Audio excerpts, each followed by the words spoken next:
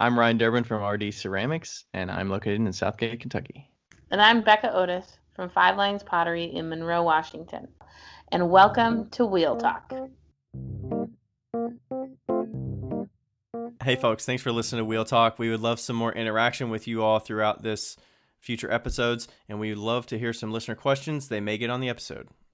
Yeah, just submit them to wheeltalkpodcast@gmail.com, or you can submit them on our Instagram at wheeltalkpodcast. Thanks. Hey guys, thanks for listening. We actually have a guest today. Her name is Amanda Schwartz, and I just wanted to come on and note that we have some conversations about silica and silicosis and cleaning up in the studio, and we're very lighthearted about it. I just want to reiterate that we are extremely serious about this topic, and even though we've made mistakes in the past, that's what we talk about. We all kind of keep a safe practice in our studios now, and I would encourage you to go online and look up safe practices in the studio if you do not know what we're talking about, and just protect yourself from silicosis the best you can, because we all want to live in the future. So yeah, here's our episode. Okay. Hi. Hello. All right, we're live. Hi. We're live. How's it going? Good. Amanda, how are you? I'm doing well. After Are you all of sure? our technical difficulties here, we're going. We're rolling. We made it. It was a All right. journey, but we made it. So I guess to get a little intro here to who you are and what you're about, I guess we'll try and keep this. There's a lot of interview podcasts out there, and they kind of go into long 15-minute things about you and stuff.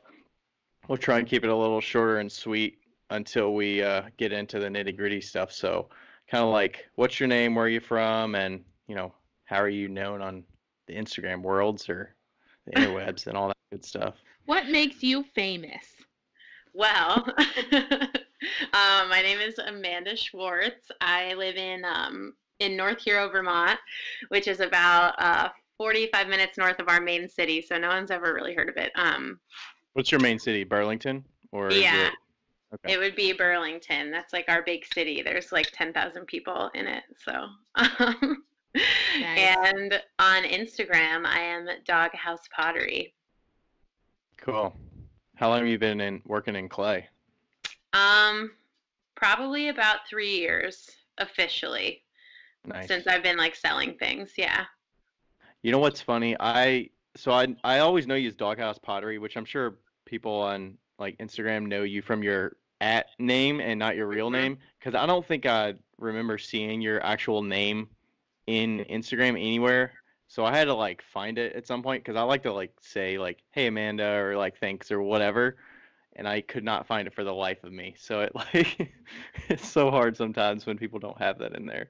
Yeah, I realized that a few months ago when someone who I had been interacting with on Instagram for a couple years was oh, your name is Amanda?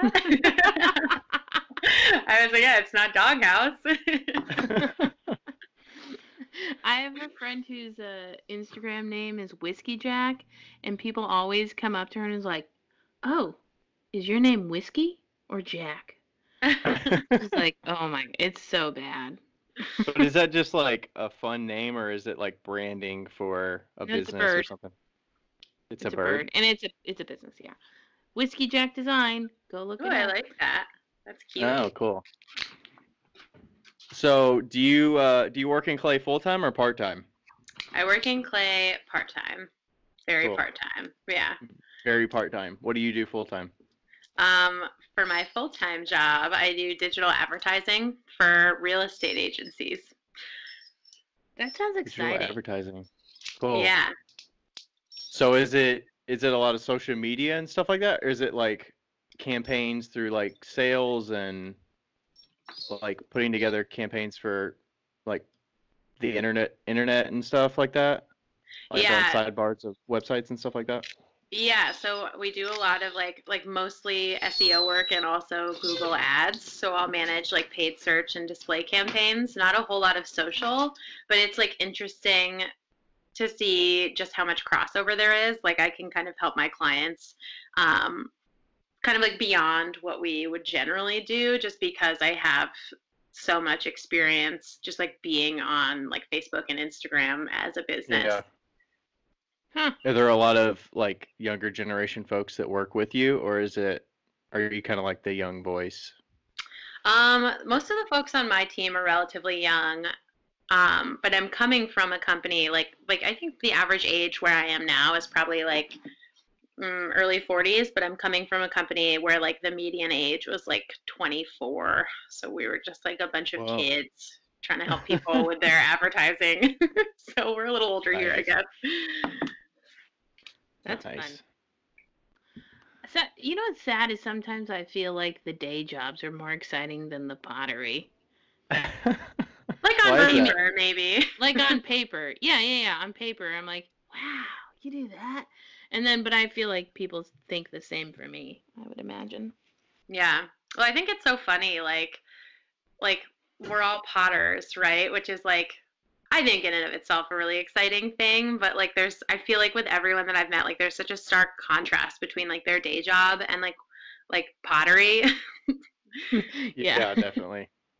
Yeah. Yeah, I can see it. I'm sure there's a lot of crossover between you and I, because I work in web marketing, and there's a lot of strategists and stuff in like a corporate level where I work, and yeah, I'm sure there's a lot of crossover with deciding like how something should perfectly look, and then you get feedback with large groups, and there's like sign-offs and all that kind of stuff, and the meetings, and yeah. The meetings. Becca, you would love all that. It sounds good on paper, but like the daily day-to-day stuff, you'd probably be like, getting back to the pottery wheel. I probably wouldn't. I probably wouldn't, actually. Oh, God. Really? Okay. We're not. Okay. You wrote all the questions, so you can ask. Yeah, I'll start asking some stuff. So so how long have you been working on the pottery side? You said like 3 years. Have you been like, where are you kind of going with it the last couple of years? Are you just kind of making stuff that you like and just trying to sell through, online and shows and just kind of doing it that way? Yeah, so like initially when I started, I wanted to get rich selling pots. That was like, I was like, it can happen. Like, yeah, I can do this. No. And I So, like, the realized Instagram that. bug you caught early on? Oh, yeah. Oh, what? yeah. I was like, this is really going somewhere. But so like what I tried to do like really early on was like establish like really like set lines of stuff before I even like really got good at making pots. It was kind of just like a fast moving train headed towards a brick wall. Like it just didn't work out that way. And I realized after the first year that I needed to like spend some time like stepping back and like actually making things that I really liked and kind of like exploring ways to like get better at what I was doing. So I would say for the last like year and a half, maybe even 2 years, I've like significantly kind of stepped back from like the path that I had initially like envisioned, mainly being getting really rich making pots.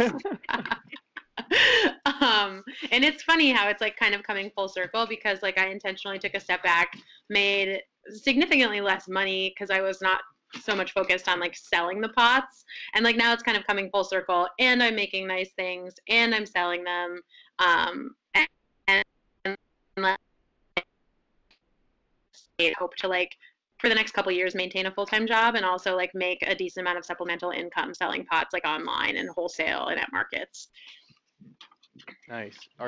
Where were you kind of learning making? Were you just learning on your own and you got a pottery wheel, or do you take like a couple classes and started that way? So I took a couple of lessons with a family friend. I grew up doing the farmer's market with my parents, and our neighbor for like 20 something years at the market was a potter.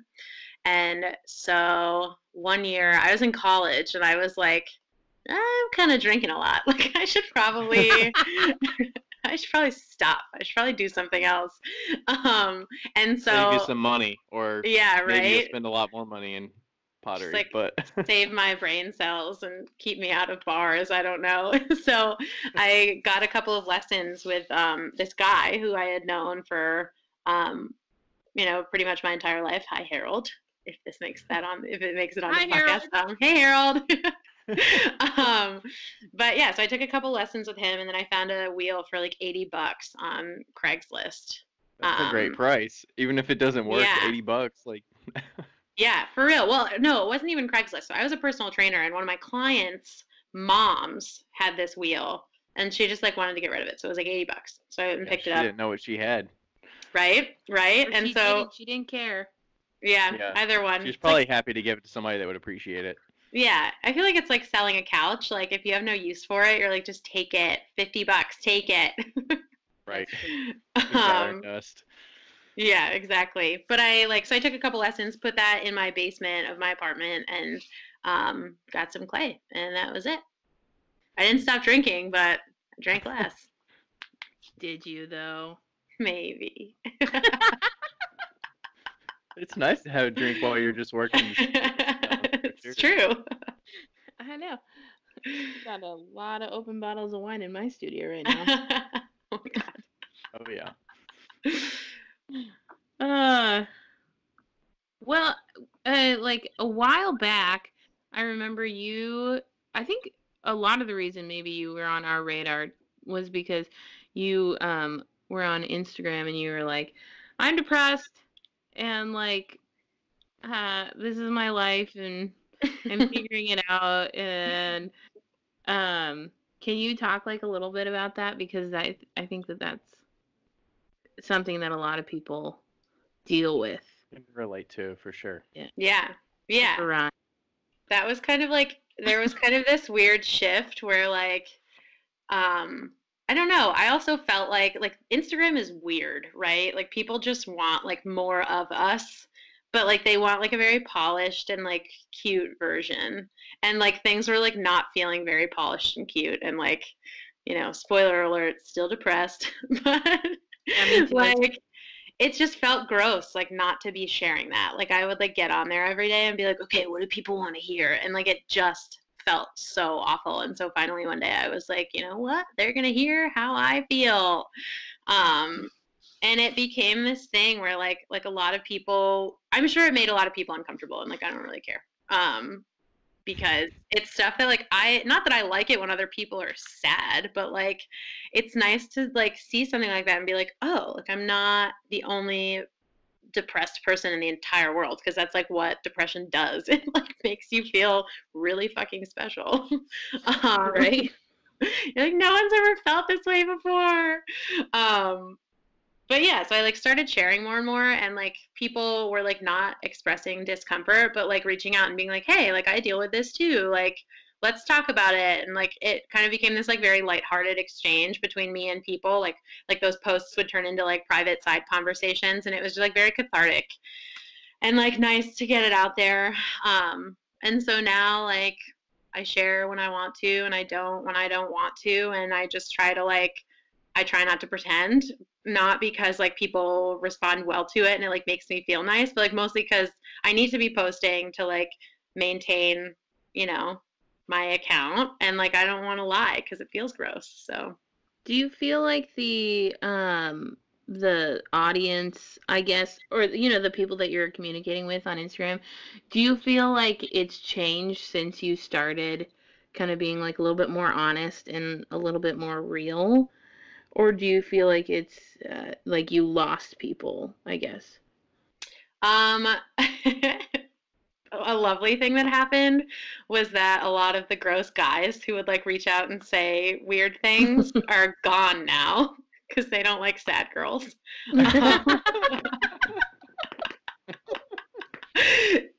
So that was really lovely for me because I yell at people like a lot less now. That's like one of my favorite things in the entire world. Like I love it honestly when guys like reach out and say weird things, because I just like go off on them. It's like the best therapy in the entire world. Is this a DM thing, or is this like people reply on posts, or they reply to stories and like looking good today, beautiful, or whatever, or? Usually it's like a mix of all of them. Like I can, and like this, I'm sure this happens to like every like woman who exists on the internet, and it totally happens to guys too. Not me, but I probably started out. Wait for it.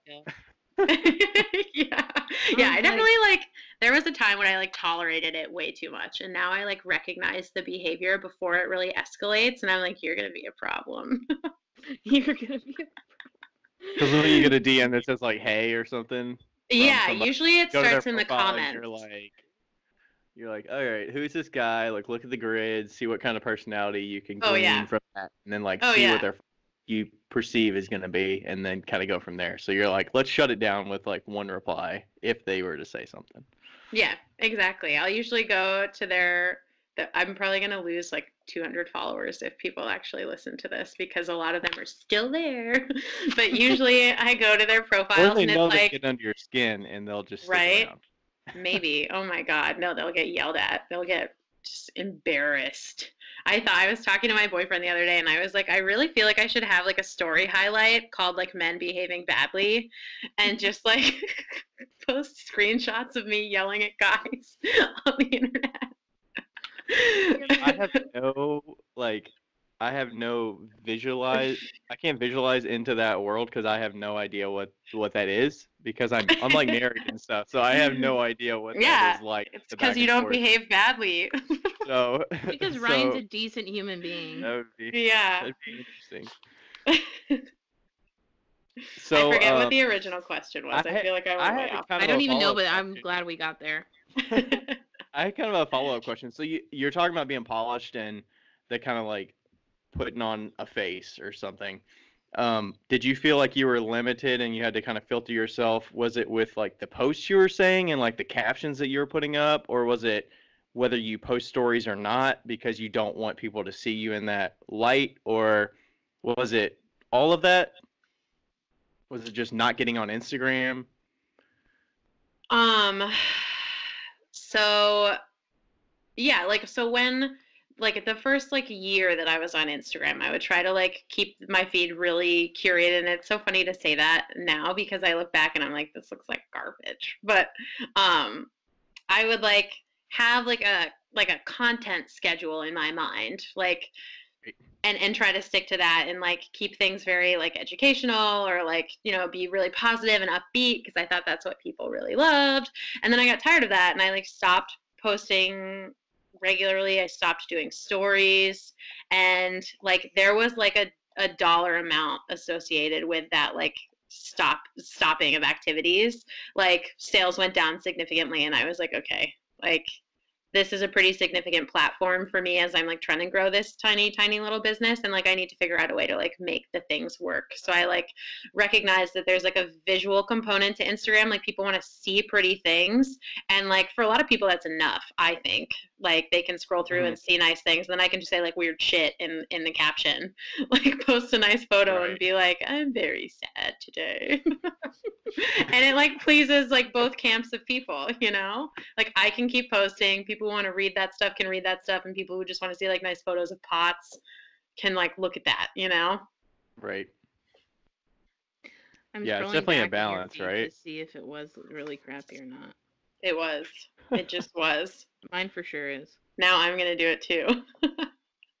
So it's sometimes like when because as someone who doesn't like suffer from depression or like know much about that, I'm kind of coming in blind. Like it's harder to relate to some of that and trying to figure out is some of those feelings of, is it like wanting to isolate yourself from the app completely so that seeing other people can like negatively affect your mood, or is it feeling like you have to show up on Instagram because, like you said, it's hurting your dollar amount because you're not showing up?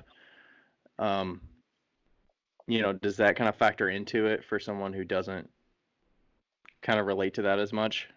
Yeah. And Becca, maybe you can weigh in on this too. But like for me, I just like feel really over it sometimes, and like I'll go through periods of time. Like obviously there's like a comparative element to Instagram where like I'll pop on there and I'll be like, so and so is making way more stuff than I am, or like so and so is making way more money than I am, and like I don't even know what I'm basing that on ever, but like you know, and I'll just like I will literally scroll through and I don't think I ever mean this really, but I'll scroll through and I'll be like, I hate all of you. like, just, I hate all of you.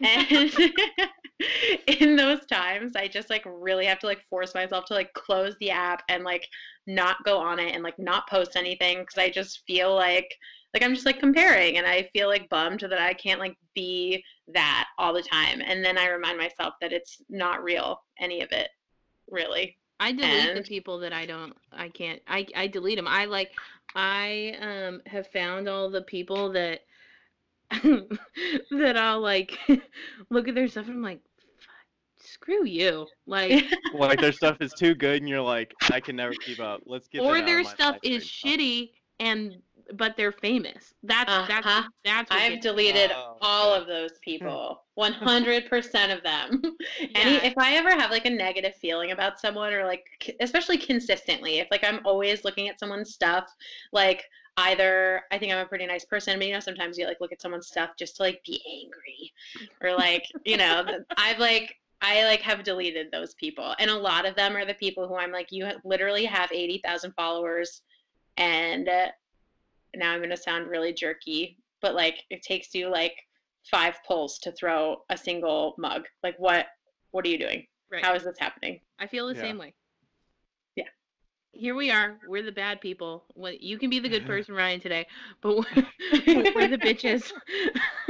I mean, it's okay. It's okay to throw a mug with, like, 5, like, height pulls. It's okay. Just, like, why are 80,000 people watching you do it? Right. I think it's tough. It's tough with backgrounds, certain backgrounds, in pottery or whatever. And I think for sure that everybody who wants to learn pottery should learn pottery. And if you just happen to be an Instagram guru, then you be you, boo. Like, do it. It's fine. It's great. I probably won't follow you. Mm-hmm. That's but there's also millions of people out there that can follow you that doesn't have any ceramic experience, that knows that taking 5 pulls to do that thing is not, like, I guess, the best throwing. Yeah, and but, I guess it doesn't really matter. What I try to do is, like, look at the I don't look at their ability in pottery as much as I look at their ability to kind of, like, be like, okay, this person's, like, first of all, I always say, I'm sure they're a very nice person, and that helps me. I do the same thing. I'm sure they're great. I am positive that they are very nice people, and this is not a reflection on them at all. And then I say, and kudos for them becoming Instagram famous. Like, that's awesome. Like, how cool is that? And then I have to tell myself, they're also normal people. You know? These are normal people, and they have normal lives, most of them. And then I unfollow them. Mm-hmm. Because let them go. Just because it's and like, I don't want to judge them, and I don't want to think ill of anybody, but it does affect me emotionally when I do look at an account like that, especially when I'm in a point of, oh my god, I can't do this. Like, it's not costing you anything to unfollow them. It's not like they're gonna get notified that you specifically unfollowed them, and they're gonna be butthurt about it. Like, if it's hurting your mental state to see them in your feed a lot, and it's just like negatively affecting you, out. Then, like, just unfollow them. Yeah. I think that is not said enough. I agree. I feel weird sometimes doing it. There are some people, depending on, like, my relationship with them, and, like, this, like, it says nothing about them and everything about me, but there are, like, some people who I've chosen to, like, mute because I don't feel comfortable unfollowing them, because I feel like they'll probably notice and, like, maybe feel a little hurt, just based on the fact that, like, you know, we're, like, pals.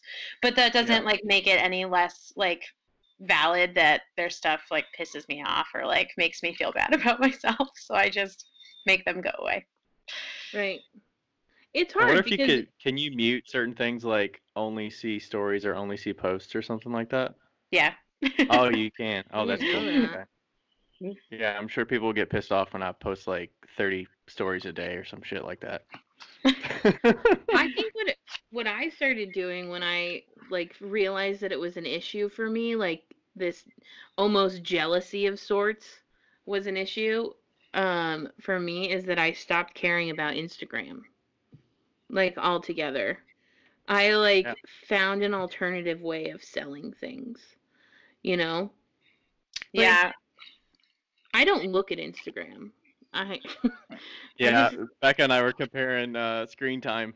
I want to say last week or something, and that was kind of interesting task because yeah, Oh mine's at God. an hour and a half a day, and Becca's at like 25 minutes a day or yeah. something. And her Facebook is completely opposite. It's like 2 hours a day, and Oh mine's my like God. 20 minutes or something. The Facebook I'm on for business, which really sucks, but Mm, I have like my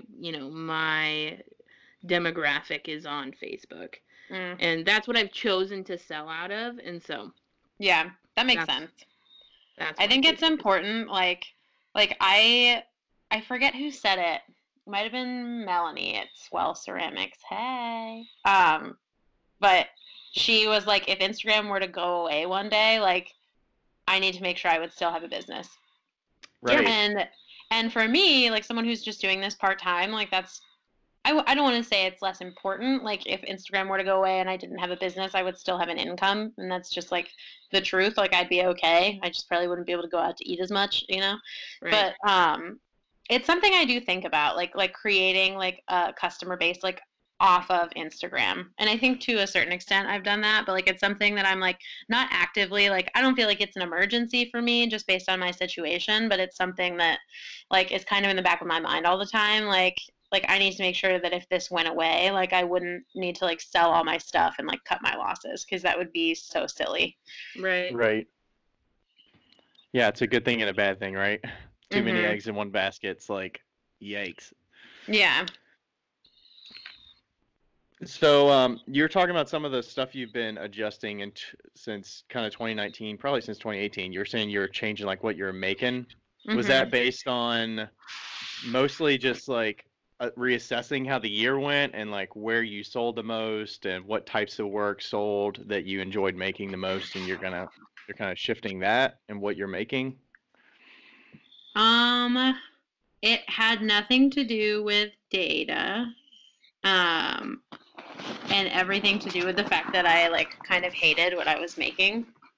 Not that I think it was bad, and not that I'm like embarrassed to have had people buy it, but I realized that I was just like so sick of making that stuff, and it just like really like wasn't exciting to me anymore. And like that's what this needs to be. Like it's a business. I need to make money. I need to cover my costs and pay my bills, whatever. But like it needs to like make me feel good and be exciting. And like I like when I decided really to like change the stuff that I was making and like stop really caring about like what had sold in the past, like I thought back to this conversation I had with Harold where like I like pulled my first mug out of the kiln and like I was like flipping out. Like it sucked. It was awful, but like I felt like I had just found like the golden egg, you know?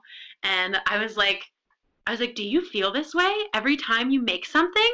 And he was like, "No." Like he was like, "I make a lot of things. I don't feel this way every time I make something." And I was like, "Well, how sad." That's sad for you. Yeah, I was like appalled. I was like, and then like I remember one time I like made these bowls and I was so proud of them, and again they sucked, and I like didn't cover them, and I came back a week later and I brought one up to him and I was like, "Okay, what do I do now? Like how do I trim it?" And he was like, "You throw it away." And I was like, Nice. "You throw it away?" I was like, "You don't even care. Like you don't know what it feels like to be this proud of something." And I like If you think didn't back. forget about it, yeah, it's like you didn't like it enough, you forgot about it. And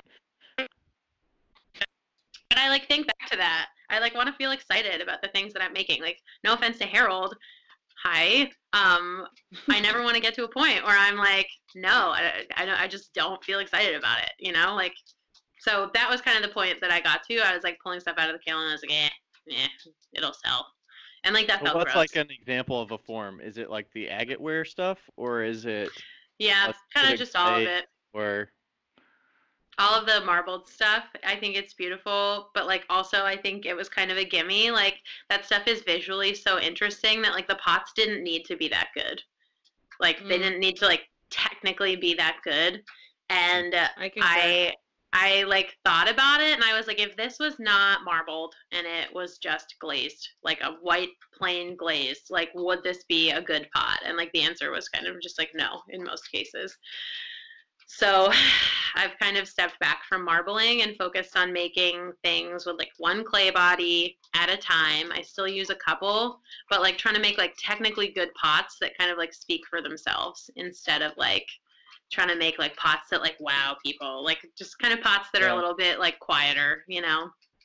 Yeah, and I'm sure the marbling was very good to you on Instagram because it's very visually catching for people scrolling. Yeah, definitely. Yeah. I think that's what initially like caught my eye when I saw your stuff. Was the marbling stuff initially, so it got me. Yeah, gotcha. Now you just hear about how sad I am. Not me. I like your stories the best. Yeah, I like the stories too. Oh God, did you see that one today? I'm like a little mortified I did. by what happened there. So I got a text message from, it was a wrong number text message, and it was like, "Hi Valerie." It was a sweet message. The person was like, "I received this pot 2 Christmases ago," and like it was like it was a vegetable steamer. Like it had like a hole in the middle, like a spout in the middle, you know, and like a lid. And I was like, I looked at it and I was like, chicken, like it's for chicken, like a beer butt chicken kind of thing. Yeah, it did. So I told this person, I was like, "Hey, wrong number, but like I'm a potter." You put a honestly, chicken. what are the chances of somebody wrong number? I was like, this is so weird. How did this happen? And so I was like, you take a chicken and you just like put it like butt first onto that. You have a liquid in the inside that's going to permeate through the body. You see, like, it made sense. It made a lot of sense. I was like, you just, like, stick the chicken on that, like, maybe pour some beer in the reservoir. It's a real thing. That is a real thing. Yeah. It's very similar to that, except it might not have a lid. Right, yeah. So they were like, no, that's not it. And they sent me more photos and we had like a conversation about it, and finally they were like, "I found the potter, it's a vegetable steamer." I was like, oh, I'm a pervert. So that's the best. I love it. The stories are definitely really good. And sometimes when I like don't see you posting stories or posting anything for a while, I told Becca this, but sometimes I'll just like have a glimmer in my head that's like, oh, I haven't seen her in a while, and I'll just like DM you and be like, hey, hope everything's going well. So I don't know if that's a good thing or a bad thing, but no, it's so nice. I love that. Yeah, those are usually times where like I'm just kind of like, I hate you all. Not actually, like I don't hate you all. Just like those are times where like I have nothing to say and nothing to share, and I just don't want to. And like it's always really nice when you're like, hey, hope you're doing well. Like I'm like, oh, thanks. Yeah, I don't know if that's the only thing. Like as someone who doesn't have the depression thing, I'm like, does that help people to say, hey, I'm thinking about you? Like, hey, hope you're doing good. Does that help, or does that just hurt because it's like we want to see you on Instagram, or is that like something that's pushing on you to be more active? No, I think it's really nice. I mean, I have no problem like ignoring people, like say, and not in like not that it's like nothing personal ever, like if I just like let a message sit for a while, but like in times where like maybe it's like, not that it's not a nice thing to do, it's a very nice thing to do, and keep doing it because it's really nice. But like, you know, some days like maybe a message will come in and I'll kind of see it and like kind of like be able to guess what it maybe is or like is about, and like I'll just let it sit. Like I have no problem like kind of setting that boundary and like responding like a few hours later when I'm like ready to be on Instagram, you know what I mean? Also feels like work sometimes, right? I mean, Instagram is work on some days when you don't. Especially when people like hit you up about. Oh no, I think we just had an audio thing. When people hit you up about what an order or something like that. Yeah, they're like, I ordered something yesterday. Where is it? And I'm like, it's in my house, not in a box. I'm like admittedly really, really, like shipping is not something that I've some people are like, restock is today. I'm going to sell out in 20 seconds and then I'll ship all 500 boxes out by tomorrow morning and you'll have them by tomorrow night. And I'm just like, okay, you bought something. Give me like 10 days. And I know. I actually got something from you a month ago, and I'm the exact same way with shipping. Like, good luck. Yeah, Becca raised her hand when you were saying that. She was like, yep, that's yeah, it. and I'm like, good luck getting it in 3 weeks. Like, I did a giveaway 4 months ago, and I just shipped it out this last week. That was just a big deal. I totally forgot about it. Oh, God. Oh, no. They had to remind you, right? Yeah, they had to remind me. Oh, my God. That's happened to me. Yeah, and so, but I was like, has that sent? Like, did it like a couple weeks went by, and I was like, did I actually order something? Like, what happened? Because I have a terrible memory. And then I texted you, and I was like, did you send it? And I was like, oh, fuck. But I did. I got it the next day. They look great, by the way. I dropped one. It didn't even break. Oh, okay. So my house is like, the house is 2 stories, and I have like the upstairs is a loft, and it has like a catwalk. So like it's just like a plank, and like open space. So like I was in bed one night, and one of my worst fears is that Huck is just gonna like stumble off and die. And he was like, because there's like no railing, it's really dangerous. And he was up there, and I heard something like fall and crash. And I was like, hey, he's dead. So I like jumped out of bed. He was fine. And then the next morning I went downstairs, and it was like a vase that I had up there, like on a table. He like pushed it off of the table. It fell like an entire like story. And It was fine. It was just like on the ground, totally fine. And I was like, do you have carpet or hardwood? Hardwood. I was like, that's a good pot. Impressive. That is impressive. I know. I think the cats knocked mine over, and I was like, oh, that's some pretty damn good pot right there. Down for that. Some good pot.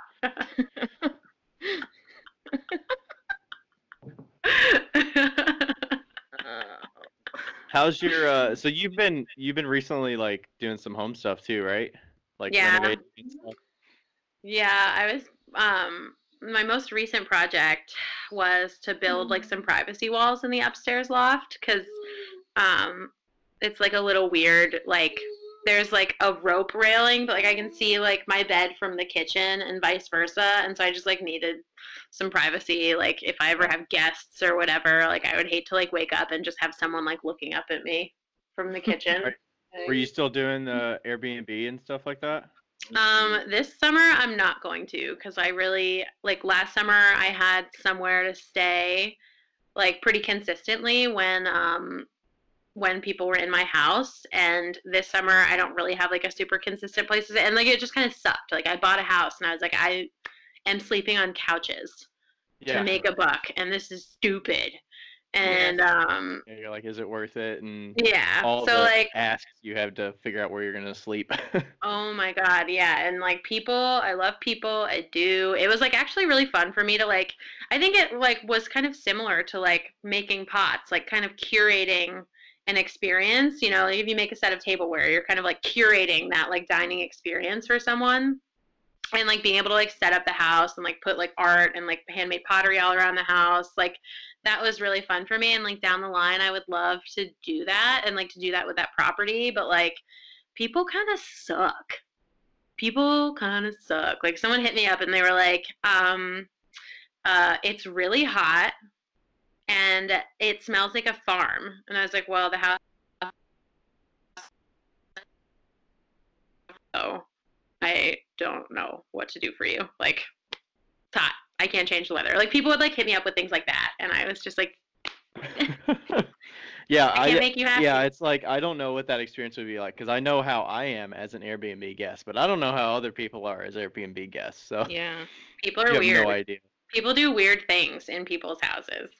So wait, were you Airbnb-ing your house that you're in right now? Yeah. But that still has the pottery studio on the basement? No, so there's like technically 3 bedrooms, and the studio is in like the smallest one. Okay. And I would like ask people not to go in there, but people definitely went in there. And I didn't have like a lock on the door. Yeah, like if I were to do it again, I would need to do that. If I were to do it again in a perfect world, I would have a studio in Burlington, which is where I work like full time, so that I could just like go to the studio like a couple minutes after work and like be there, you know? Yeah, skip traffic and well, not that there is traffic, but yeah. And so there would be a separation, like the studio's in my house, and so like. And then like, could you stay at the studio potentially? Is that habitable to like sleep there? That would be my that's hope. Probably not the best, but just sleep and breathe in silica. Yeah, silicosis for life. Oh God, I'm so scared of that. I'm like, and I know I'm scared of it, and like I don't do anything about it. My studio's a mess. Me I haven't too. talked in like months, and I'm just like, I'm healthy and young. I'm fine. I'm fine. I don't know if I've actually totally said this, but like for 3 years, I had a studio in my basement, and I would like sand pottery in the basement. Like I specifically remember trying to like vacuum up all the dust. Like I would come out of the basement with dust in my nose, just like, oh my God, just like caked in my nose. And this is like before I even knew what silicosis was, and then I found out.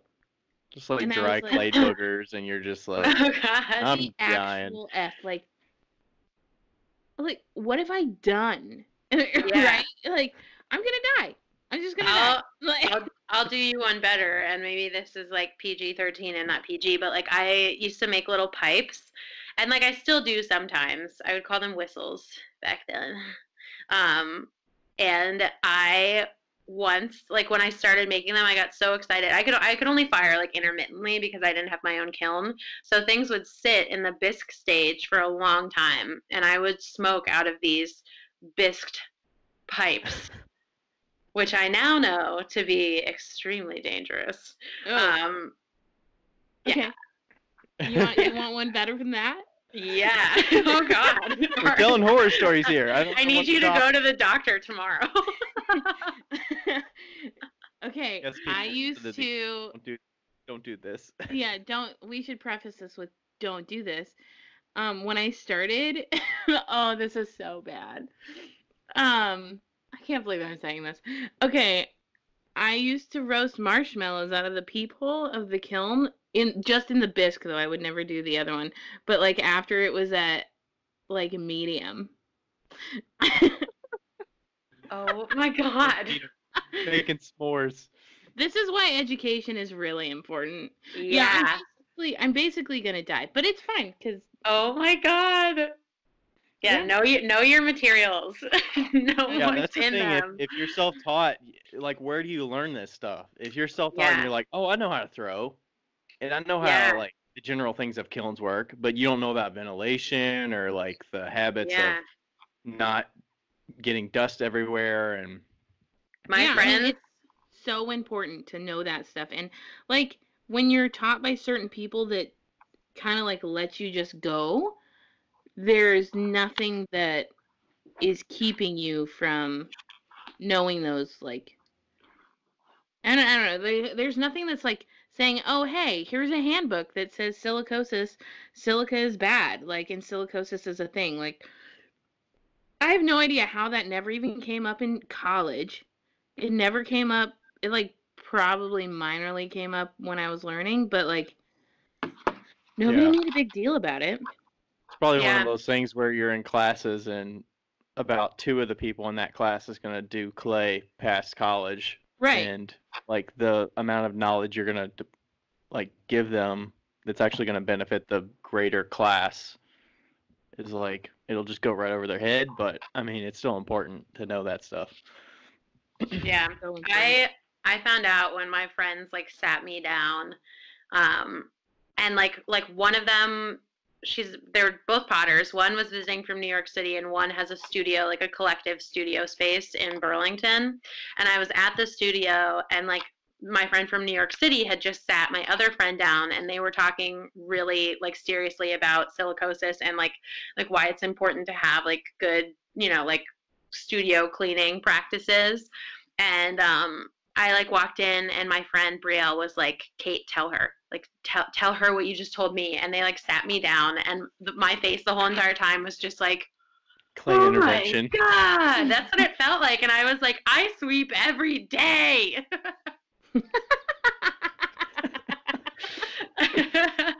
We shouldn't be laughing about this, but seriously, it's ridiculous. I mean, it's not funny, but it's funny how little people know about it, I guess. Yeah. It's so obvious now, like, no, you're going to die. But, like, people probably go years and years without knowing these things. Yeah. And, like, not that I practice them, but I know better. I don't do better, but. Yeah, I went 7 years without knowing. 7 years. That's wild. Man. Yeah. And making like incremental improvements too, like getting a air filter that's gonna like improve your air, and like making sure your kiln is vented, like little things like that. It doesn't have to be okay. You gotta vent your kiln. Turn the fan outwards, not inwards. Yeah.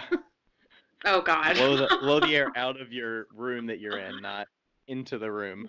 So it's just a big cloud of kiln gases. Oh, God. Yeah.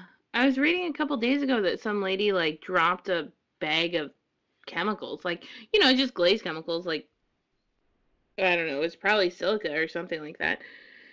And then she got a collapsed lung from it. Oh, my God. Yeah. Well, I mean, like, if your immune system's already weak from something else, it can add to that. So, and, like, I learned... when I learned how to mix glazes, I did not learn with a respirator. There was no respirator involved. So yeah. Now we use a respirator. Definitely. Yeah. Yeah. We know better now.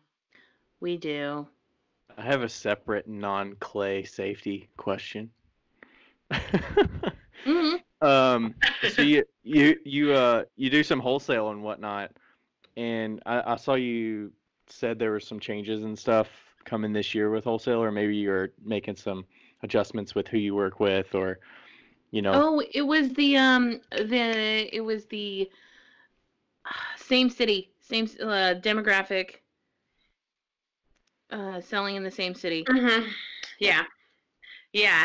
So I had run into like it was like, I had this like, these store owners are awesome people and like really amazing business women, but like I had started selling to this store in Burlington, and like I really thought my stuff was like real good, but like it looked like everyone else's stuff, and because I had just started, and like I was really inspired by all of these other people, and not that I was intentionally trying to copy them, but it was just like very on trend, like the color scheme, the glaze, whatever.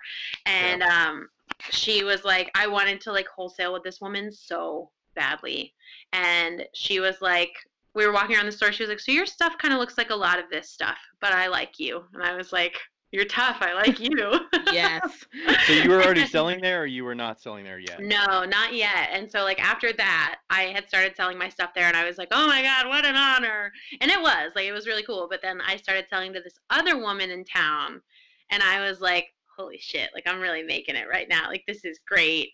And I was like, oh yeah. And I really upset that first woman. Like I think it was a mixture of me upsetting her and also the other business owner, because it seemed like there was a lot of crossover in the product lines that they were carrying. But I kind of got like put in the middle of that, where like she expressed her upset to me and ultimately like stopped ordering my stuff. What's the proximity here? Is it like a 5 mile difference between them? Is it? Well, it's about a 3-minute walk. Oh, it's like on the same main street. It was real close. And like since then, I've had a few about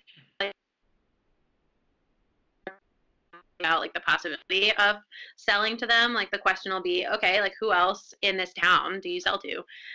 And like, I don't want to lie, like I'm always honest about it, but there have been a few instances where they've been like, okay, well, like it's just too close. Like we can't be selling the same stuff. Right. Yeah. I didn't know about that. What is it called? Zip code? What is it? Zip code exclusivity. Zip code exclusivity. I didn't know about that actually until I think it was either 2 years ago or last year, where I was at a wholesale show, and I was talking to this guy who does tons of wholesale. He does slip casting, and I don't know him. I was just having a conversation with him, and he was saying that he's like, "Oh, I want to talk to this person because I don't have anybody in that zip code or in that area." And I was like, "What are you talking about?" And he's like, when you're wholesaling, you don't want to have like two people in Ballard and two people in the same neighborhood in Seattle and all those things. And so that was when I had kind of like just started wholesaling. And so I guess that I've just subconsciously. Is that as a wholesale purchaser, you don't want two of the same artist in that zip code, or two mediums of the same thing, like two potters in the same zip code? No, like Amanda wouldn't, like what she's doing, like you wouldn't want to sell Amanda stuff in one store and then 3 blocks over Okay. sell her stuff in that You're just other saying, store. as Mhm. from Amanda's point of view, you don't want to be too Mhm. close. Yeah. Yeah, I think the ones that I had, like, I was pretty. The only issue, because Cincinnati's like really huge, so I have stuff in like 5 different ones. Like they're within maybe 5 or 7 minutes, depending on what it is, but they have different work in each one. Like Yeah. the glazing is different in this shop versus that shop. That's And good. then like a shop might be a yarn store, so I have very specific yarn bowls for that shop, not Mhm. competing with the one that's down the street, 5-minute drive. Yeah. Yeah, very, very interesting. Very, like, Yeah. Yeah, I think not aggravating the people that are basically on the main street is a good, even though it's like, oh, there's already people buying on this street. Having stuff in another shop that's on the same street would only just increase my eyeballs that are on my stuff. yeah. Yeah. So have you looked into some other shops to wholesale to, or is it more you're waiting for some of them to come to you, or? For local folks, I think just like, not that I'm not interested in wholesaling to local people, I definitely am, but like I'm also here. So if someone wants to buy my stuff, they can meet me at the farmer's market. Like I feel like my like local reach is like pretty solid. So like if someone wants to place a huge wholesale order like in Burlington, like hell yeah, let's do it, but that's not like where my main focus is. Like I've started wholesaling outside of the state where like where I'm just like not well represented and like people would have no idea who I am. Like I Right. sell to a gallery in like New Hampshire. I've started shipping out some like pretty consistent wholesale shipments to someone in Wisconsin. Like I'm trying to like That's move cool. elsewhere so that like places where I would never end up like will have my stuff and maybe more people How see do it. You know what I you mean? how do you search for places like that to figure out what's the right niche for you? Do you look up like galleries in certain towns that you like that are like big enough and stuff like that? Whenever I go places, I'll try to bring business cards, and if I get like a second of gusto, I'll walk in and be like, "I'm a potter. Here's my business card." and and like sometimes they call me, and sometimes they're like, "Oh, sick, bye," and that's fine. But like sometimes they call, and that's what like this particular gallery in New Hampshire ended up doing. Like a couple months later, they were like, "Hey, like found your business card, like your stuff. What's up?" And then other times people come to me. Like this woman in Wisconsin, I met her at a show that I was doing, and she was like, "Do you wholesale?" And like she kind of came to me.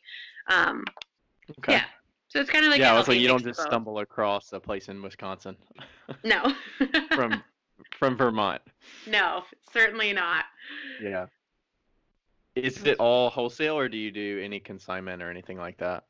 I tend not to do consignment because I'm poor and I like money up You front. can't wait for the pot to Atta sell girl. and then get that check. Yeah. And it's like me like having like multiple other things going on, like I don't have the time and I'm not organized enough to like track that stock and the money that I've gotten from it. Like I would rather not have it trickle in. I would rather get the check up front and like that's it, Like Yeah.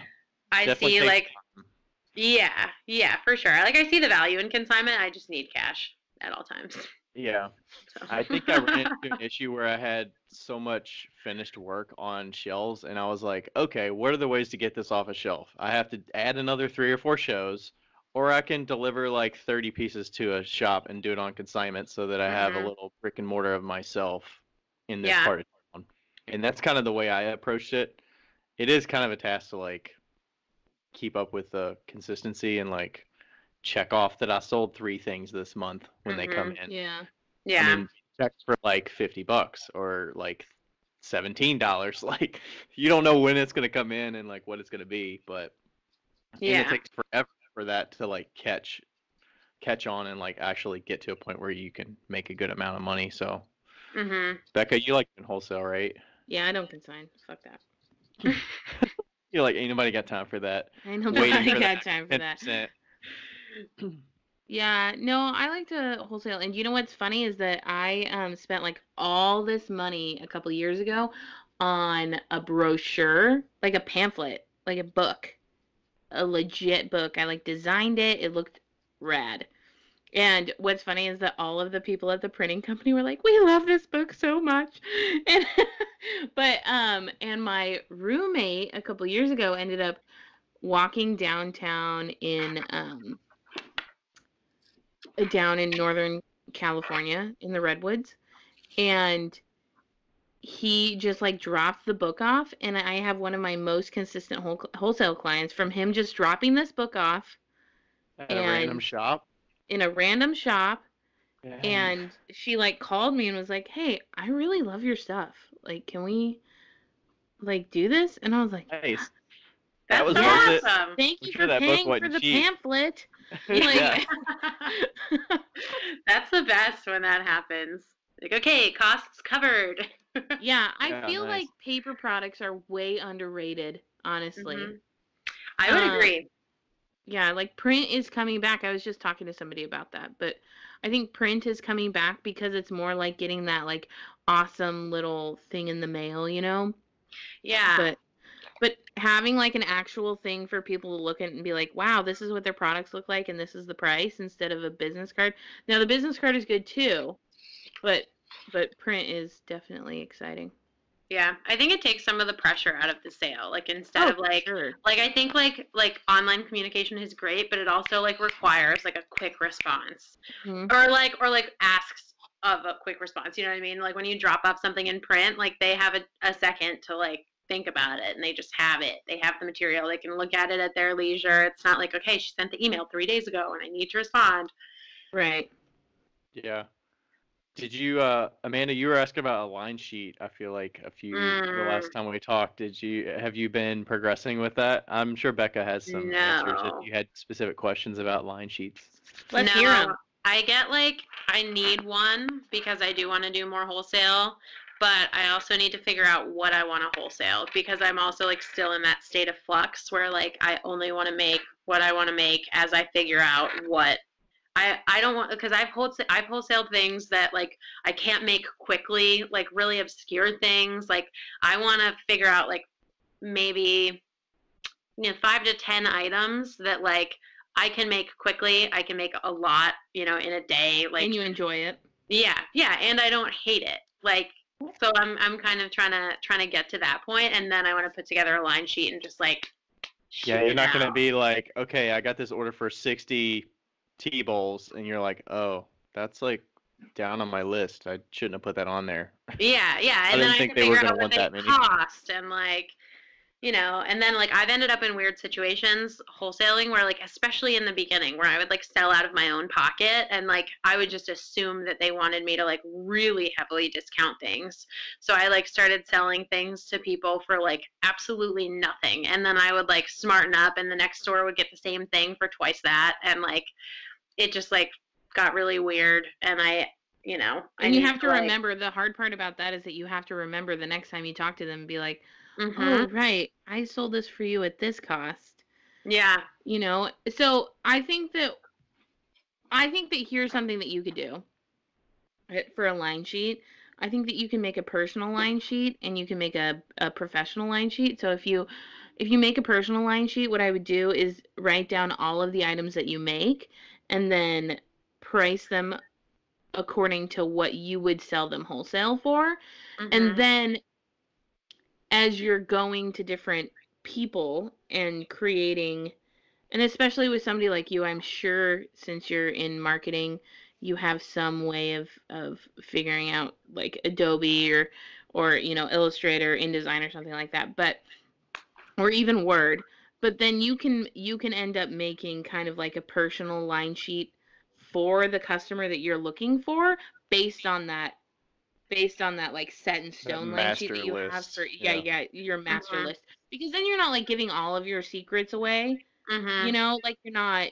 And then you're locked in, right? You feel like you're like, oh, I've got print versions of that out to like 4 people. Right, but at least you're locked into that list that you can go back and look at it and be like, Yeah. what was the price that I told them I would do this for, Yeah. And so that's kind of like, I finally made like an actual line sheet a couple of months ago, but it's been like an issue with some of my wholesale clients. Not really, but I'll like I'll make the pot and I'm like, what did I sell this to you for? Yeah. Because you're like, how much effort do I need to put into this thing? Because did they buy an $18 thing or did they buy a $26 thing? Yeah. So I find myself like master. That's a good idea. I find myself getting resentful. Like I still have wholesale clients who like I sell things to for so freaking dirt cheap, and I just like feel really resentful every time I have to make them. And that's like my own fault. Like they're so great clients, but like me, I made the mistake really early on of like undervaluing my stuff, I think price that is going to go up over time, right? I mean, can you have a conversation with them? I think that this is one of those situations where you need to be honest to a point with your clients, but also I think you can look this up and like find an email for this, kind of just saying like, hey, just so you know, as my business has progressed, my price, like, my expenses have progressed and all these things. So this is now my current updated line sheet. Like this will be the price from now on. Let me know if you have any questions. Like don't say, hey, I'm updating your specific price. Be like, this is the price across the board now. Like I can't, just to keep everything in place, I cannot cater to every single customer I have, but this, like, we're set, right? Like this is what we're doing. Yeah. And you of course have to like approach it with finesse and be respectful of your clients, but there's no reason why you shouldn't be charging what you want to be charging. Yeah, I agree. It'd be better to drop those clients than to be pissed while you're making them. And I completely understand what you're saying, by the way. I am so pissed. Because you feel like there's when I'm like making like, things, I'm making this for less than I would make to somebody else. Why did I do this? Yeah. Plus, like, if we're thinking realistically for supply and demand, you don't have any extra time that you've had 3 years ago. I mean, you're getting more efficient at making stuff, so you might be shaving off time, but your demand is going up the more customers you have, so your price has to go up, or else you're just going to kill yourself to meet this price that you've promised. So I think they would understand that, hey, my business is growing, and their quality of pieces are probably increasing and getting way better anyways. Definitely. Since you started giving them. So the price is legitimized there too. Yeah, I would agree. I just need to grow a backbone and like have those like crucial conversations. Yeah. And what I've stopped doing also is telling my wholesalers what price I want them to sell the piece at, and instead saying, this is my price. I don't care what you sell it at. And so that's something that's new. I always thought that it was like important, but then for me just to be like, this is what it is, because you know what, some of my wholesalers are in higher end markets and they can sell the pots for more than what I would sell them for, but just saying, instead of like, this is the MSRP or what, whatever, like the suggested retail price, I don't even put a suggested retail price. I just put, this is my price. That is it. And then let them do what they want. If they do have it more than your retail, then that's fine. That's good, because also if people are patient and willing to like order online or like order like through you, just like DM you, like they could always just go through you if you're like, that price is high. I'm going to look her up. So, like. Right. Mm-hmm. Or they probably don't even advertise. Like, do they put your name, Becca, on the pots that you sell where they sell them for more? Them. If you sign them. If I remember. Yeah. That's great. All right. We're probably about wrapping up here. We just hit over an hour. Yeah, I gotta go watch Survivor. Were they on season 52 of that thing or something? Season 100. No, it's season 40. Oh my God. Oh my gosh, I wasn't far off. That's okay. Tonight's my bachelor night with my friends. Ooh. But I don't think I'm going to go, but they always watch The Bachelor. Nice. So, if people want to find you online or whatever, how can they find you? They can find me at Doghouse_Pottery. And they can also find me on Facebook at Doghouse Pottery. And they can find me on the internet at doghousepotteryvt.com. There's nothing on there, but. Is there another Doghouse Pottery out there? You got to get the VT. Yes, there is. I get emails from their prospective clients all the time, and I feel so bad. But take it. You could say, like, I'm not that person, but here's my line sheet. But I can make you a chicken cooker. Wait, what? There's another Doghouse Pottery. I was asking why she got the Doghouse Pottery VT. Yeah. I messed up. I did something mean, but I was like already so deep in it. I was like, there's going to be two of us, and I'm sorry. I don't think he's like actively selling. That was like my main, like, if he had like a website and like a really established, like, it seems like he's just like not doing much. You know what I mean? So I was kind of like, See, here's another lesson. Always do your research before you choose your name. Yeah, for real. Yep, always. All right, Amanda. So thanks so much for meeting with us, and we appreciate it. Yeah, thanks so much for having me. Thanks. Bye. Thanks so much for listening to another episode of Wheel Talk. If you'd like to follow us on Instagram, you could find the podcast at wheeltalkpodcast, or you could find myself at RD Ceramics. That's R's in Ryan, D's in Durban, Ceramics. Or you can find me at 5 Lines Pottery Studio. That's the number 5. And don't forget, share this with your friends, like us on Instagram, and don't forget to write a review. It helps us an awful lot. Thanks.